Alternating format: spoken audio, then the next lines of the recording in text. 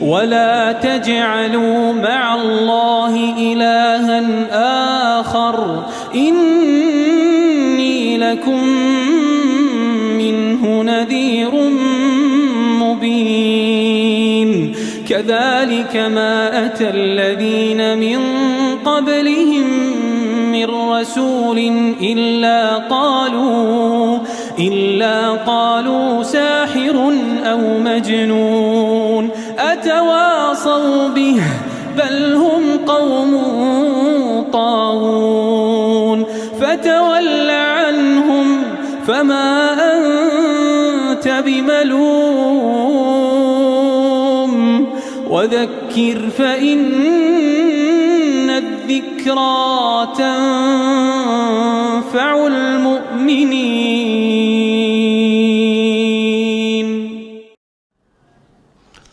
أعوذ بالله من الشيطان الرجيم. بسم الله الرحمن الرحيم.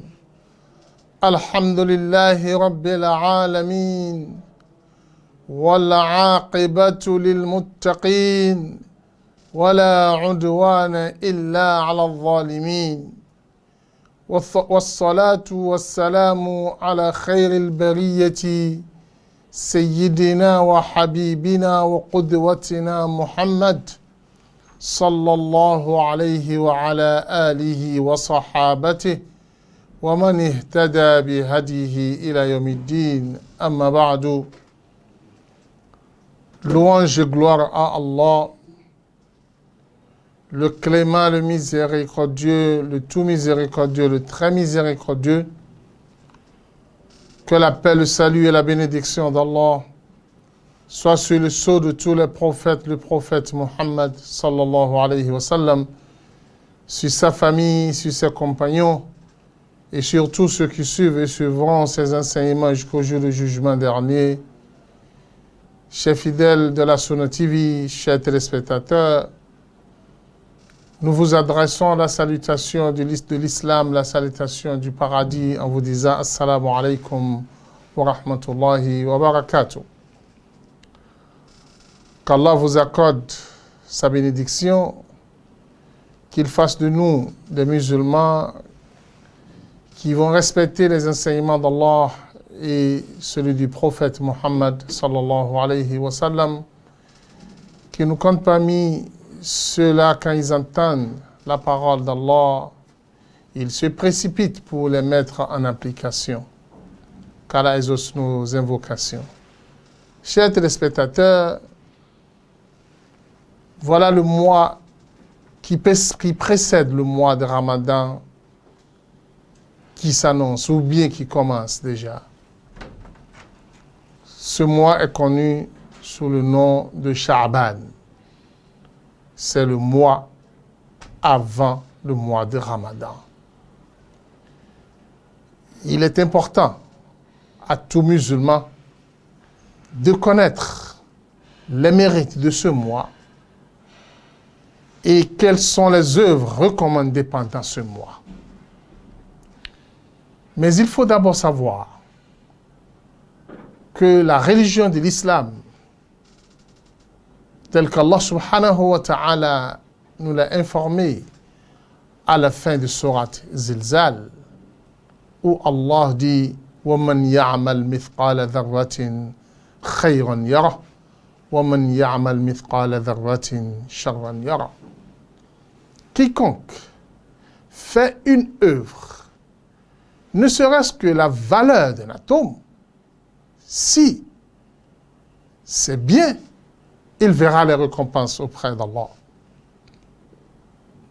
Mais celui-là aussi qui fait une œuvre, ne serait-ce que à la valeur d'un atome, si c'est mauvais, il verra la récompense, il verra le châtiment auprès d'Allah subhanahu wa ta'ala. Alors le musulman est entre la bienfaisance et les péchés et les mauvaises œuvres. Et nous sommes appelés à faire des mauvaises œuvres, des bonnes œuvres et à s'éloigner définitivement des mauvaises œuvres. Parlant alors des bonnes œuvres. Les bonnes œuvres doivent se passer dans un temps, puisque la vie de l'homme est établie dans le temps. Et il doit profiter de chaque instant de temps qu'il va passer sur la terre à meubler ces instances-là par des œuvres. Et c'est par rapport à ces œuvres qu'il sera récompensé auprès d'Allah. Et ce sont ces œuvres qui vont lui garantir le paradis. Allah subhanahu wa ta'ala, qui aime bien la communauté de Muhammad sallallahu alayhi wa sallam, et qu'il veut de cette communauté une meilleure communauté surgit pour l'humanité. Comme le Coran le dit, Kuntum khayra ummatin ukhrijat linnas. Vous êtes la meilleure communauté que nous avons fait surgir pour l'humanité. Étant donné que nous sommes la meilleure communauté et que nous serons la majorité des communautés dans le paradis, et aussi l'âge accordé à la communauté de Muhammad sallallahu alayhi wa sallam n'est rien comparativement à l'âge accordé aux communautés qui sont venues avant la communauté de Muhammad, la communauté de Nuh. Les gens passaient plus de 1000 ans sur la terre, les Houd et consorts. وَزَادَكُمْ فِي الْخَلْقِ بَسْطًا. Ils étaient géants et la longévité faisait partie du temps qu'ils avaient passé. En ce moment-là, les gens vivaient des centaines d'années sur la terre. Mais pour la communauté de Muhammad sallallahu alayhi wa sallam, le prophète a dit: l'âge moyen de ma communauté, c'est 60 ans. Et certains iront jusqu'à 110 ans. Peu sont ceux-là qui vont dépasser les 110 ans. Pour cela, Allah subhanahu wa ta'ala a accordé des valeurs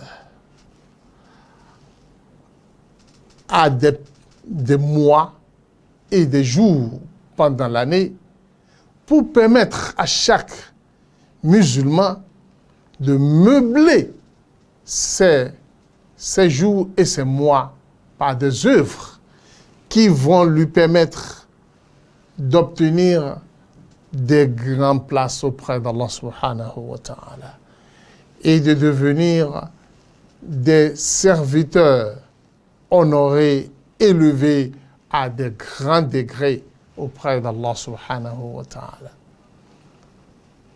Dans ce sens, Allah subhanahu wa ta'ala a accordé à la communauté de Muhammad sallallahu alayhi wa sallam le mois de Ramadan pour que ce mois soit le meilleur mois d'adoration, d'intense adoration, et il a promis multiplier des récompenses pendant ce mois.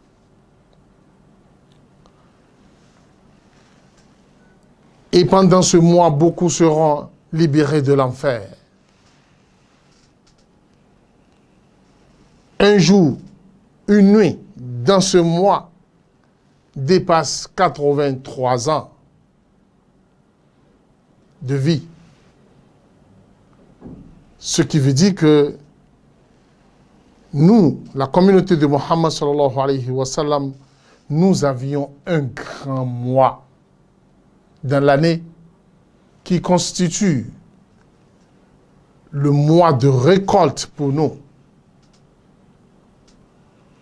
Alors, le musulman doit savoir que ce mois, c'est le meilleur mois de commerce avec Allah subhanahu wa ta'ala.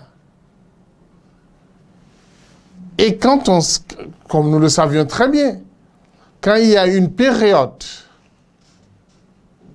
de commerce, chaque commerçant s'apprête avec des marchandises, il cherche des capitaux, il essaye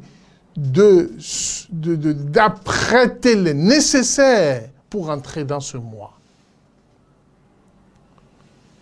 C'est exactement le cas du mois de Ramadan pour tout musulman. Nos prédécesseurs avaient l'habitude de dire le mois de Rajab, c'est le mois de semence. Le mois de Shaban, c'est le mois d'arrosage. Et le mois de Ramadan, c'est le mois de récolte. C'est ainsi qu'il est important pour tout musulman de savoir ce que représente pour lui le mois de Shaban. Le prophète Mohammed sallallahu alayhi wa sallam nous dit, il y a un mois qui se trouve entre Rajab et Ramadan. Beaucoup de gens le négligent. Beaucoup de gens sont distraits par rapport à ce mois. Ils ne l'accordent pas sa valeur, son importance. Alors, le prophète Mohammed sallallahu alayhi wa sallam attire notre attention au fait que ce mois se trouve en deux grands mois. Le mois de Rajab, qui est connu de tous comme étant l'un des mois sacrés. Et nous savions très bien que pendant le mois sacré, il est interdit à tout musulman de commettre des péchés, quelle que soit la petitesse de ce péché, puisque les péchés dans ce mois sont multipliés. Puisque le verset a dit Inna inda tashhur inda Allah 12 shahra fi kitabillah yawma khalaqa as-samawati wal ard minha arba'atun hurum fala tadhlimu fihinna anfusakum. Évitez toutes sortes d'injustices, de préjudices pendant les 4 mois sacrés, parmi ces 4 mois, le mois de Rajab. Alors, le mois de Rajab est considéré, le mois de Rajab est valorisé, et chacun essaye d'éviter les erreurs, les péchés pendant ce mois, et il se donne beaucoup aux adorations pendant le mois. Et au moment, le mois de Shaban qui vient, il se trouve avant le mois de Ramadan. Le mois de Ramadan, on connaît déjà son importance, on connaît déjà sa valeur. On se lance dedans, on se lance dans des adorations et des actes de charité pendant le mois de Ramadan en lui accordant son importance. Et le mois de Shaban est laissé pour compte entre les 2 mois. Le prophète a dit, puisque les gens n'accordent pas d'importance à ce mois, je préfère, moi, de m'occuper du mois, de l'accorder une importance, de faire en sorte que les gens puissent savoir que c'est un mois important. Déjà, les bons croyants d'Allah subhanahu wa ta'ala sont toujours attachés à des moments et des adorations dont beaucoup de gens ne s'en occupent pas. La prière nocturne, Qui sont ceux qui le font? C'est ceux qui ont la foi. C'est ceux qui se donnent plus à Allah subhanahu wa ta'ala, qui s'adonnent à des œuvres négligées par la majorité des gens. C'est exactement le cas de ce mois, le mois de Sha'ban. Le prophète Muhammad sallallahu alayhi wa sallam jeûnait beaucoup de jours de ce mois. C'est-à-dire, comme Aïcha l'a dit, le prophète sallallahu alayhi wa sallam n'a jamais jeûné, ne jeûne pas tout un mois pendant l'année, à part le mois de Ramadan. Mais le mois de Sha'ban, il en jeûne énormément. Il jeûne presque tout le mois. Il jeûne presque tout le mois. C'est là qu'on doit se poser la question. Dans les restes de mois de l'année, le prophète jeûne 3 jours. Comme il a enseigné, ou bien il jeûne un certain nombre selon son choix. Puisque le hadith nous dit que le prophète jeûne beaucoup et il passe aussi beaucoup de temps à ne pas jeûner. Mais le moment où il jeûne plus, le mois où il jeûne le plus, c'est le mois de Sha'ban. Et lorsque Thawban dans le hadith, s'est renseigné auprès du prophète Muhammad sallallahu alayhi wa sallam, à savoir au prophète Muhammad sallallahu alayhi wa sallam, dans le hadith rapporté par Thawban, et Oussama bin Zayd, le bien-aimé du prophète Muhammad sallallahu alayhi wa sallam, fils du bien-aimé du prophète, a dit que j'ai interrogé le prophète Muhammad sallallahu alayhi wa sallam en lui demandant, le prophète, je te vois jeûner beaucoup de jours dans le mois de Sha'ban, ce que tu ne fais pas dans les autres jours.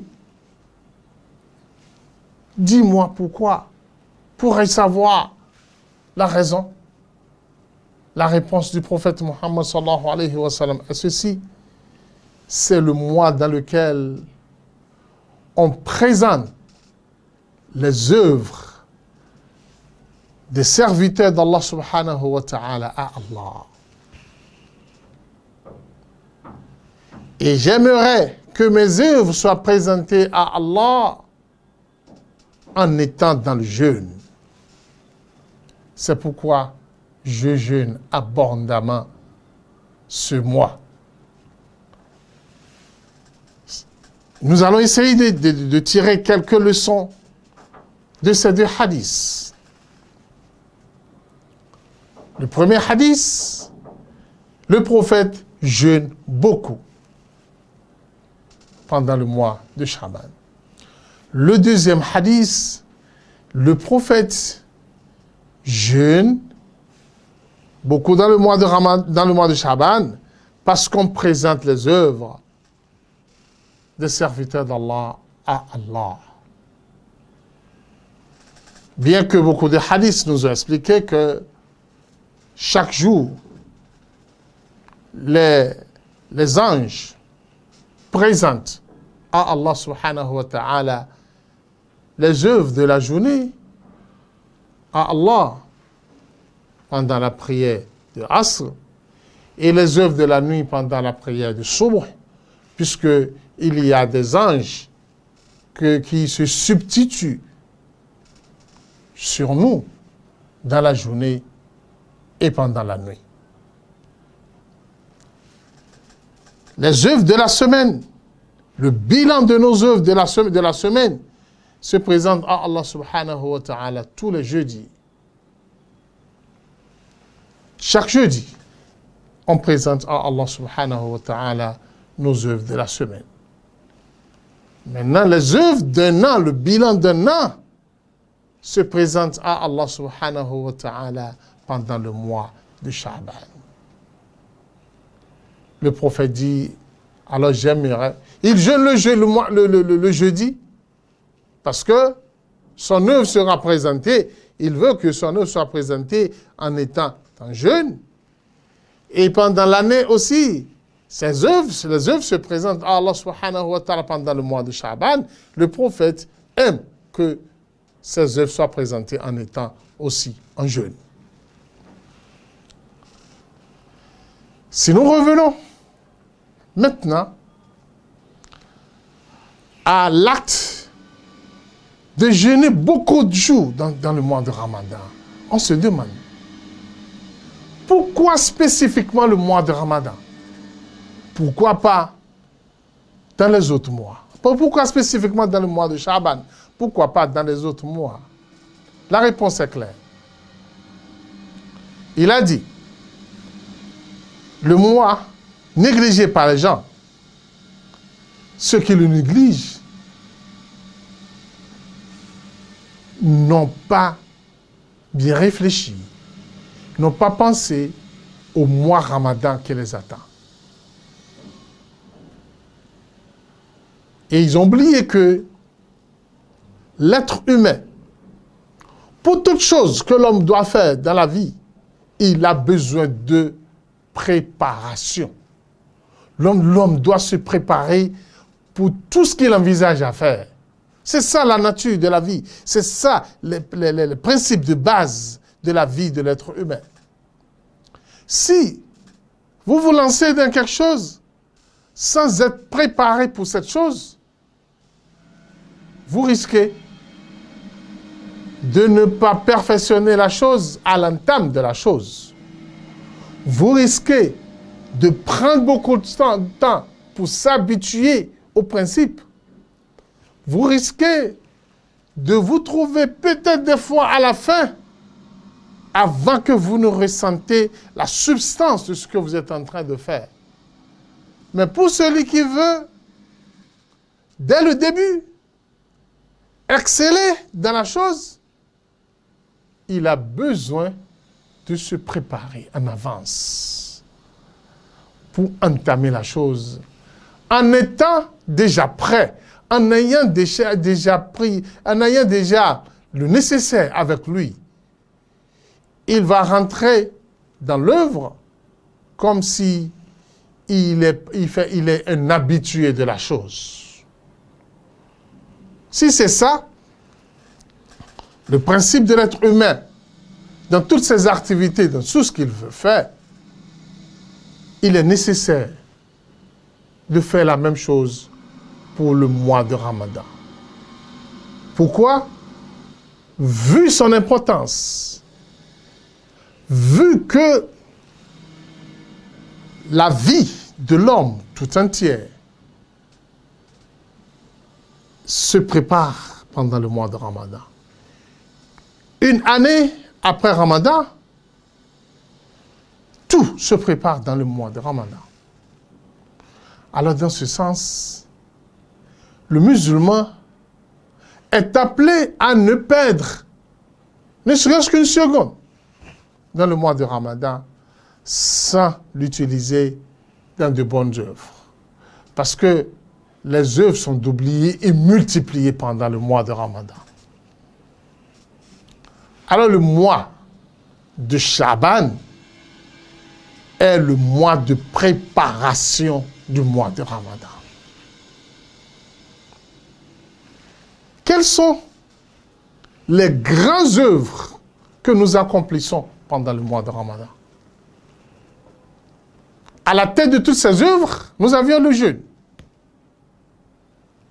C'est le jeûne qui est la substance du mois de Ramadan. C'est à travers les jeûnes que nous accomplissons les restes des œuvres. Il est alors nécessaire de se préparer pour ce jeûne. Alors, comment on peut se préparer pour le jeûne? Il faut commencer dès cet instant, jeûner et jeûner tous les jours pour que le corps s'habitue au jeûne. Pour le corps s'habitue à s'abstenir. et à ne pas trouver le jeûne comme un acte lourd et difficile pour lui. Alors, pour amener les organes à être habitués au jeûne, le prophète Muhammad sallallahu alayhi wa sallam jeûne beaucoup de jours, presque tout le mois de Sha'ban, ce qui va l'amener à rentrer dans le mois de Ramadan en étant déjà habitué au jeûne, et le corps va démarrer le mois comme si il va démarrer le mois en accordant au premier jour l'importance et la valeur du mois de Ramadan. Et le jeûne ne lui sera pas étrange parce qu'il s'est déjà préparé, il s'est déjà prêté et il se lance dedans et il aura la possibilité d'accorder toute la valeur nécessaire au début du mois, ce qui va l'amener à évoluer tout au long du mois avec une foi, une croyance ferme, et il appliquera chaque chose comme cela se doit.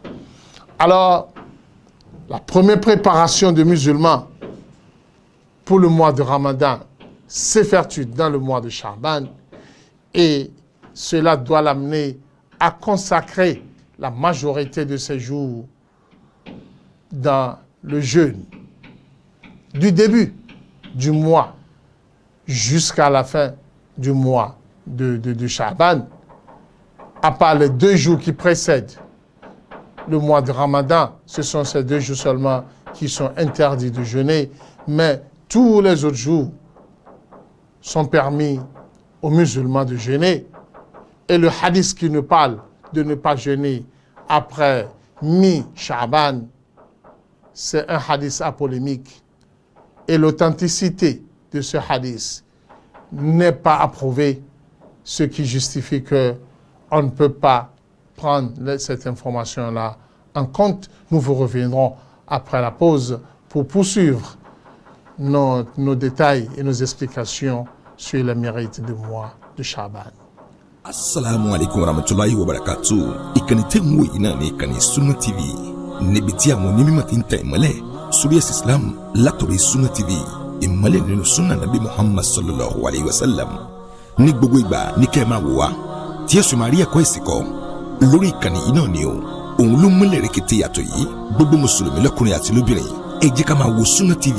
Ẹ jẹ́ àwọn ọmọ wa náà máa wo Sunna TV kí wọ́n lè bá ní ìmọ̀ tó péye nípa Sunna. Ìkànnì tó ń tàn mọ́lẹ̀ sínú ẹ̀sìn ni Sunna TV Yorùbá. Ẹ máa wò wá ní gbogbo ìgbà kẹ́sì máa kọ́ ẹ̀kọ́ tó péye nípa Sunna. Alhamdulillah, salatu wassalam ala rasulillah. Nous poursuivons notre émission sur le thème les mérites du mois de Sha'ban.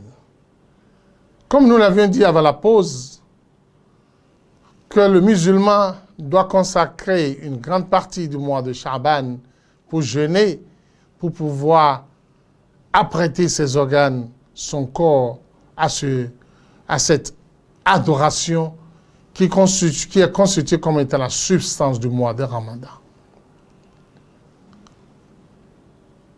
Si nous devons nous préparer pour le mois de Ramadan par les jeûnes, il faut savoir que le jeûne étant une adoration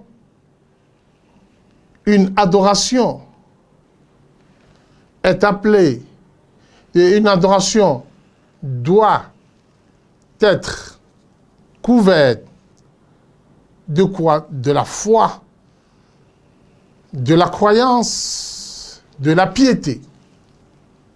C'est-à-dire, lorsque le musulman veut accomplir une adoration, il doit rigoureusement s'éloigner des péchés et des interdictions.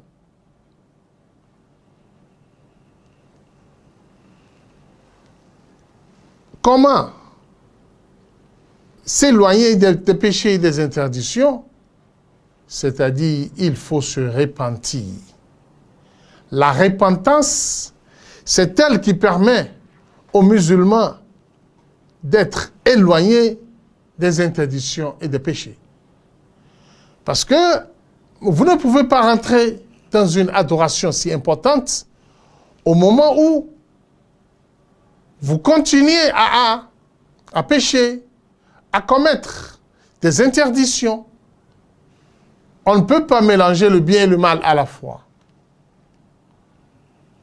Tel que nous devons nous préparer pour jeûner, nous devons nous apprêter aussi à nous préparer pour être loin des péchés et des interdictions.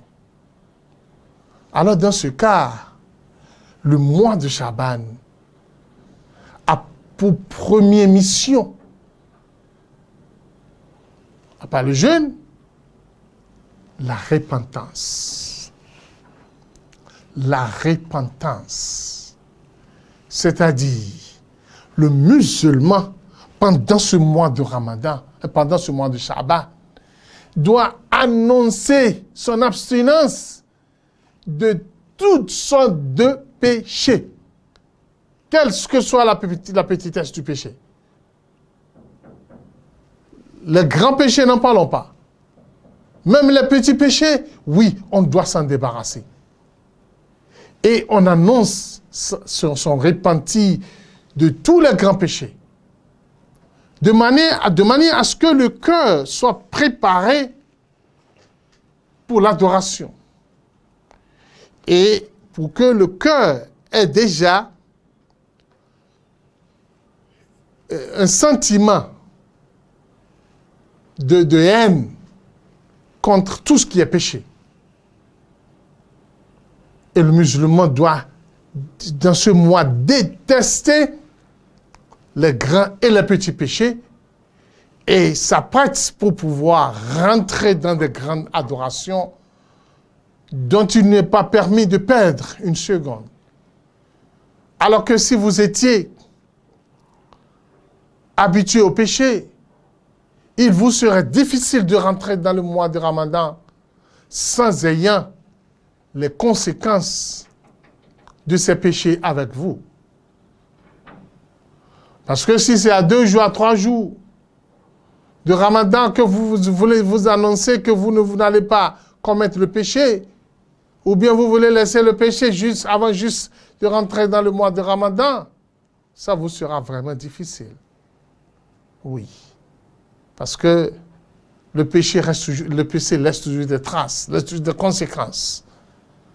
Dans le cœur, dans la vie, dans les pensées de l'homme. Ce qui ne lui permettra pas d'envisager les premiers jours d'adoration dans de bonnes conditions. Je pense que vous savez très bien, comme nous avions l'habitude de le dire chaque année, qu'Allah subhanahu wa ta'ala enchaîne le Satan pendant le mois de Ramadan. Mais attention, il sera déchaîné jusqu'au jour du mois de Ramadan. C'est le premier jour qu'il sera enchaîné. Si toi, tu es resté avec lui jusqu'au premier jour, tu risques de traîner quelques conséquences de ces péchés-là pendant des jours, pendant le mois de Ramadan. Puisque le shaitan sait déjà qu'il sera enchaîné, alors il va laisser en vous des taches de ces péchés que vous allez traîner pendant des jours dans le mois de Ramadan, enfin, avant que vous ne vous retrouviez sincèrement dans le mois. C'est pour cela que le musulman doit s'apprêter pendant le mois de Chaban, dès le début du mois de Chaban, à s'abstenir de tous les péchés, à se repentir rigoureusement de ses péchés et à annoncer à Allah subhanahu wa ta'ala son adhésion à des bonnes œuvres qui sont recommandées pendant le mois de Ramadan. En plus, cette repentance qui va permettre aux musulmans d'envisager le mois de Ramadan en toute quiétude, en étant loin des interdictions. La troisième chose nécessaire pour le musulman pendant le mois de Chaban, qui est une œuvre qui a sa grande place pendant le mois de Ramadan, c'est la lecture du Coran. La lecture du Coran. Écoutez-moi très bien. Le mois de Ramadan, c'est le mois de Coran. Et le musulman doit envisager à lire un certain nombre du Coran pendant le mois de Ramadan. Et le Coran, comme vous le saviez très bien, si vous savez lire et vous laissez le Coran pendant un moment sans lire, le jour où vous allez revenir, sauf si vous êtes déjà un expert dans la lecture, un expert dans la lecture. Si vous n'êtes pas expert, je pense que vous allez tâtonner des jours avant que vous ne vous retrouviez dans une bonne lecture.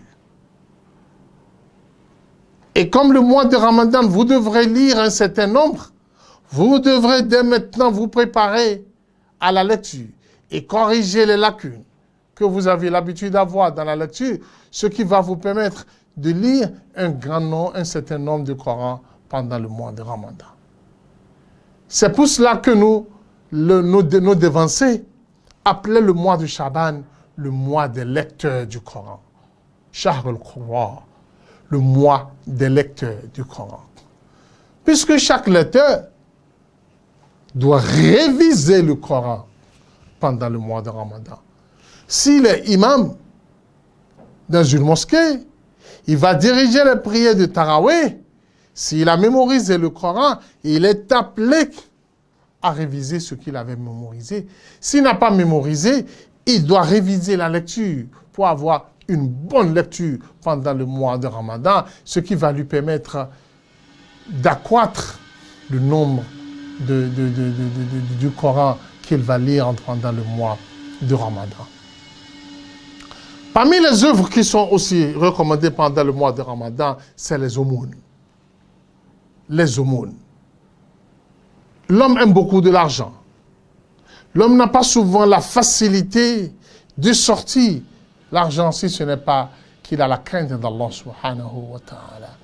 Alors dans ce cas, dans le mois de Ramadan, vous serez appelé à beaucoup dépenser pour Allah subhanahu wa ta'ala.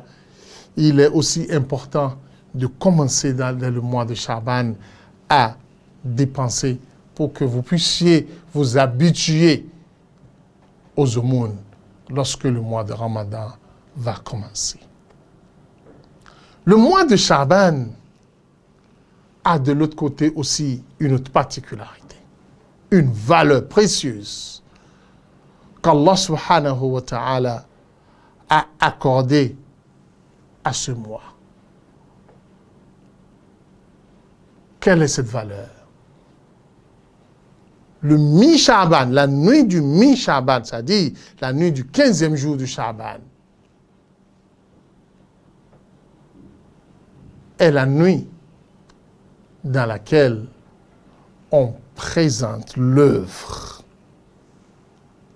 des serviteurs d'Allah à Allah subhanahu wa ta'ala.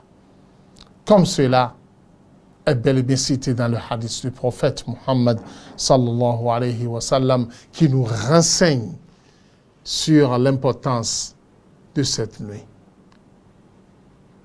Le prophète nous dit que les œuvres de chaque serviteur d'Allah sont présentées à Allah cette nuit. Et cette nuit est considérée comme la nuit du pardon, un pardon généralisé, un pardon généralisé à tous les serviteurs d'Allah subhanahu wa ta'ala.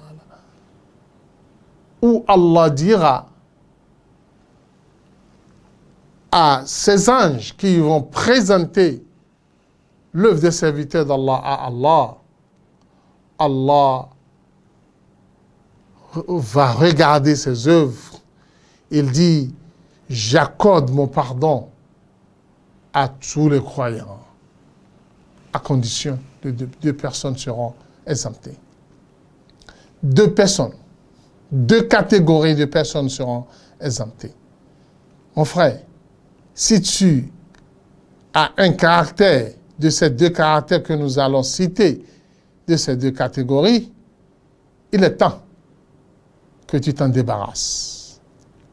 Pour ne pas perdre le pardon de l'année de la part d'Allah subhanahu wa ta'ala. Tu m'écoutes très bien, le pardon de l'année. Ça se passe une fois là. Comment pourras-tu faire pour ne pas perdre cela?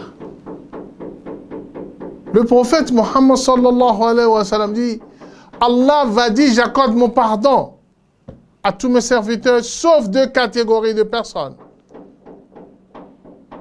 La première personne, le mouchrik, celui qui est dans la mécréance, qui associe un autre Dieu à Allah, à ce destin, le pardon ne lui sera pas accordé.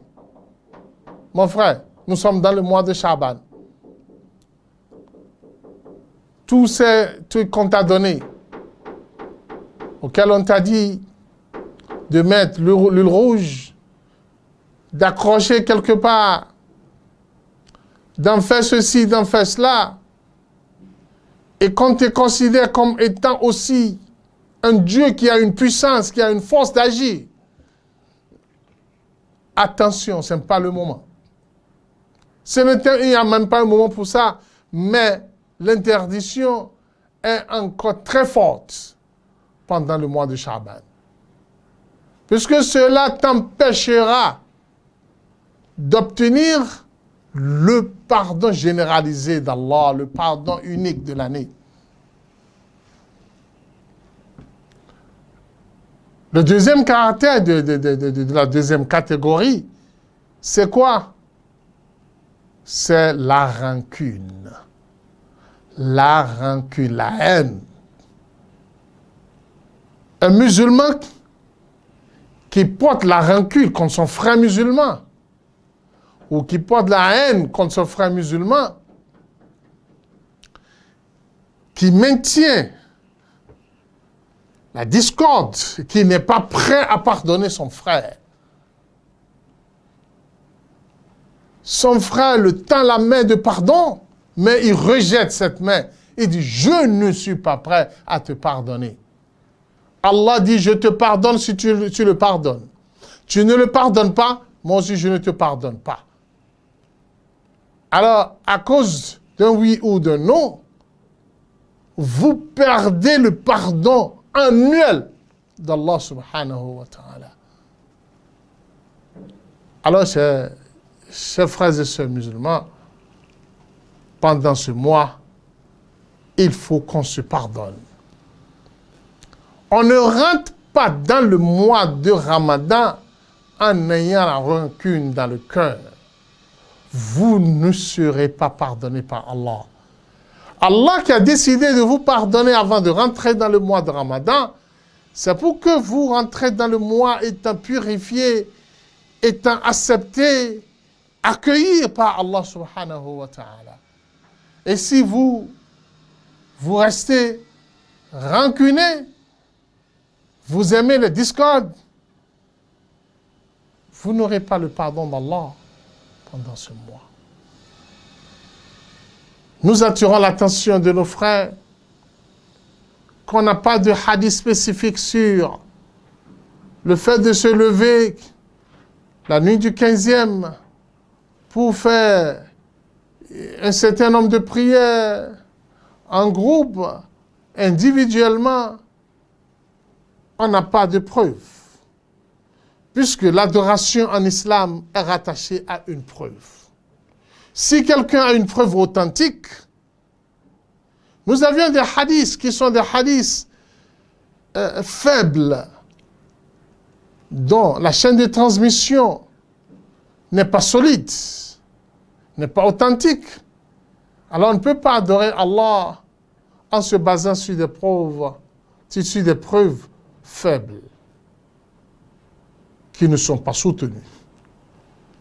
Alors pas de prière spécifique, pas même une prière nocturne exclusive pour le mois, pour la 15e nuit du mois de Shaban. Oui, je le dis bien, exclusive. Toi qui n'étais pas habitué à se lever la nuit, et maintenant tu t'apprêtes, tu te prépares pour te retrouver debout cette nuit-là. Ça n'a pas de sens. Notre religion se base sur des preuves pour l'exclusivité de quoi que quel que soit. Quand on n'a pas de preuves, on ne peut pas dire que le tel est une adoration, parce qu'Allah va dire, mais où est-ce que tu as vu ça? Quand est-ce que je te l'ai recommandé? Il faut aussi signaler que le hadith qui nous parle de ne pas jeûner après le 15, ce sont des hadiths qui ne sont pas aussi authentiques, sur lesquels on ne peut pas baser une adoration. Alors le musulman est appelé à jeûner tout au long du mois de Sha'ban, puisque c'est clair, c'est dit dans le hadith, Aïcha dit, le prophète jeûnait presque tout le mois. Maintenant, on me dit qu'après le 15, on n'est plus appelé à jeûner. Comment est-ce que vous allez rassembler les hadiths pour qu'il n'y ait pas de contradiction? Mais quand on a l'assurance que ces hadiths sont des hadiths faibles, qui ne sont pas solides pour être comparés aux autres hadiths, là, on est tranquille. Alors, dans ce cas, il faut savoir aussi que le mois de Sha'ban a une particularité. Quelle est cette particularité? C'est la dernière chance pour ceux qui ont laissé des jours de jeûne l'année passée. Madame, vous aviez passé 5 jours de menstruation l'année passée. Vous étiez en couche. Pendant 5 jours l'année passée, vous n'aviez pas jeûné. Jusqu'à présent, vous n'aviez pas encore remboursé ces 5 jours. C'est une dette sur vous. Vous devrez la rembourser, rappelez-vous bien. Ne laissez pas un autre Ramadan venir pour que des accumulations à l'infini ne commencent dans votre vie.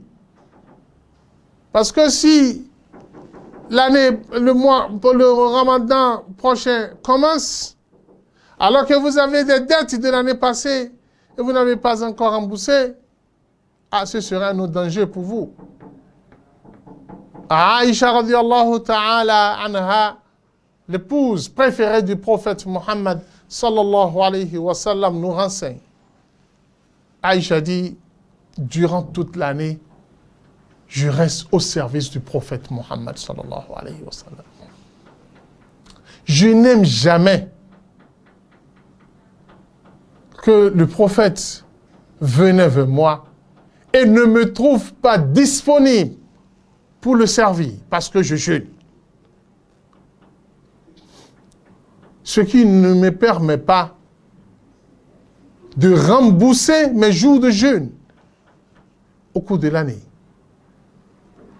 Mais dû au fait que le prophète Muhammad sallallahu alayhi wa sallam, lui-même pendant le mois de Sha'ban, il jeûne beaucoup, je profite de ce moment-là pour rembourser moi aussi mes jours laissés pendant le mois de Ramadan. Chers téléspectateurs, voilà notre mère, l'une des mères des croyants, l'épouse du prophète Muhammad sallallahu alayhi wa sallam, qui vous renseigne sur la vie avec le prophète Muhammad sallallahu alayhi wa sallam. Comment est-ce qu'elle consacrait tout son temps au service du prophète Muhammad sallallahu alayhi wa sallam? Pose-toi la question, madame. Est-ce que vous êtes au service de votre époux? Aïcha dit, je n'arrive pas à jeûner. Les jeûnes de remboursement, pour rembourser les jours de Ramadan, Parce que lorsque le prophète vient chez moi, je ne veux pas qu'il se sente gêné parce que je suis en jeûne. Je ne veux pas me trouver incapable de lui apporter les services nécessaires dont il a besoin parce que je suis en jeûne. Alors, madame, apprenez de ses épouses, les épouses du prophète Mohammed sallallahu alayhi wa sallam. Comment est-ce que vous allez vivre avec votre époux, avec vos époux? Ça, c'est d'un côté. Alors, il faut aussi savoir que lorsque vous voulez rembourser les jeûnes de Ramadan pendant le mois de Sha'ban ou à tout moment de l'année, parce que les jeûnes à rembourser, vous êtes appelés à les rembourser pendant toute l'année. Mais nous sommes en train de vous rappeler à cet instant, parce que c'est les derniers instants pour vous, c'est les derniers jours.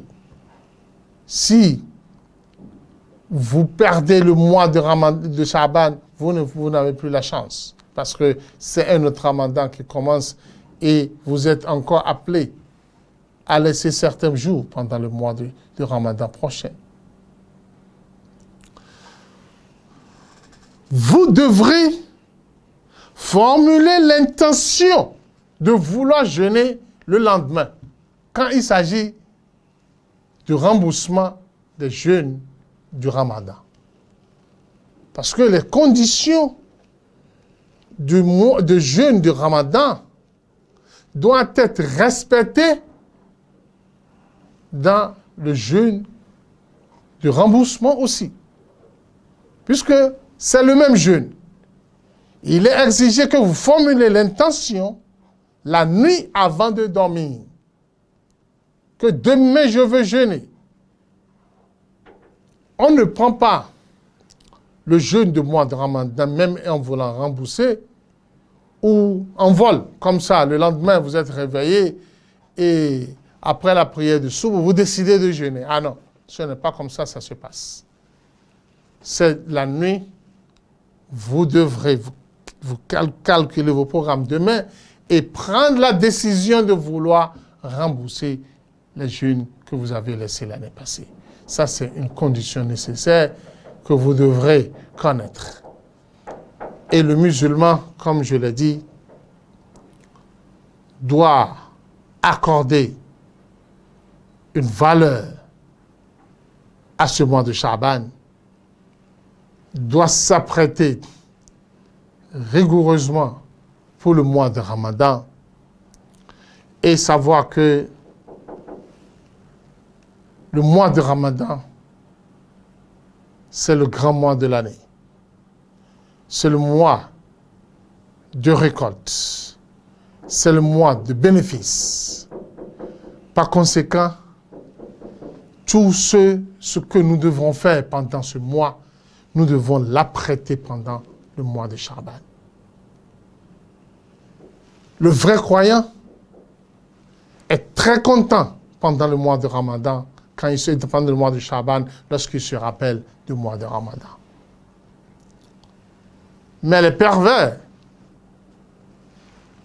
vous allez constater à leur niveau qu'ils ressentent le mal, la douleur de rentrer dans le mois de Sha'ban, parce qu'il va se dire que le mois de Ramadan s'annonce et lui, il a des difficultés pour jeûner. D'autre part, les avares dans la communauté musulmane, quand ils entendent le mois de Ramadan, ils commencent à faire ces calculs en disant que où est-ce que je vais trouver l'argent pour dépenser, ou ils trouvent des difficultés parce qu'il ne veut pas sortir l'argent pendant le mois de Ramadan. Mon frère, mets tous ces soucis d'un côté. Pense toujours à l'adoration que tu veux accomplir pendant le mois et dis que Allah subhanahu wa ta'ala va t'accorder tout ce dont tu auras besoin pendant le mois lorsque tu lui fais confiance. Allah l'a dit dans le hadith Qudsi, Ana inda husni dhanni abdi bi. Je serai toujours là où mon serviteur me place. Les idées, les intentions, les pensées qu'il a pour moi, c'est par rapport à cela que je vais aussi le traiter. Qu'Allah subhanahu wa ta'ala nous maintienne tous en vie jusqu'au mois de Ramadan et après le mois de Ramadan, pour que nous puissions pendant le mois accomplir les œuvres recommandées pendant ce mois, qu'Allah exauce de chacun de nous, qui nous accorde la longévité, qui nous accompagne dans nos affaires et dans nos activités. Subhanakallahumma bihamdik, nashhadu an la ilaha illa anta, nastaghfiruka wa natubu ilayk.